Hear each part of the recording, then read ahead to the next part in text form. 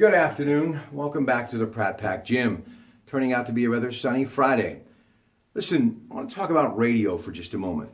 You know, I've been doing it for, well, folks, since the late 70s, and I've been at KDKA since 1985. So for a few years, and between television and radio, I have met some truly talented people. And I have said many times, one of the toughest jobs is actually being a, quote, talk show host, where your job, hour upon hour, day after day, week after week, month after month, year after year, is to be like a conductor with that baton, using the English language, be able to make people want to voice their opinion, become engaged in what you're talking about. Truly one of the toughest jobs in the radio industry. And I can do it, and I have done it for many years, but there are those who do it with excellence.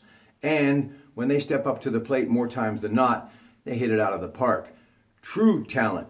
And I've often loved listening to them. I mean, my love for radio goes back to the late 60s, while long before many thought of headphones, there was a little thing called an earpiece.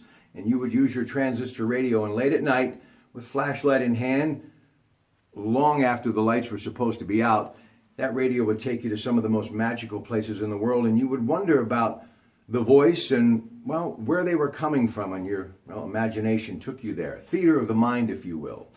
And through the years, I listened to KDK for many of those years, and obviously have had the chance to work with some of the industry's best. And there are those who have carved out more than a living, they have carved out a legacy. And it doesn't take someone who has been in the business as long as I to be able to listen to someone and say, that person is excellence. Well, Wes Minter was that, and I was saddened to hear today that he has passed away. Wes Minter in the industry for many, many years, and you've heard him, I'm sure, many times on KDKA. And I think excellence is a perfect way to describe him. But from all of those who knew him, a pure gentleman, and someone who I would see in the hallways at CBS and think, boy, now there goes some talent. And that always evolved whenever he clicked that microphone on and would go to work. And yes, when that red light said on air, he was on air, giving it everything he had, and always making the audience engaged.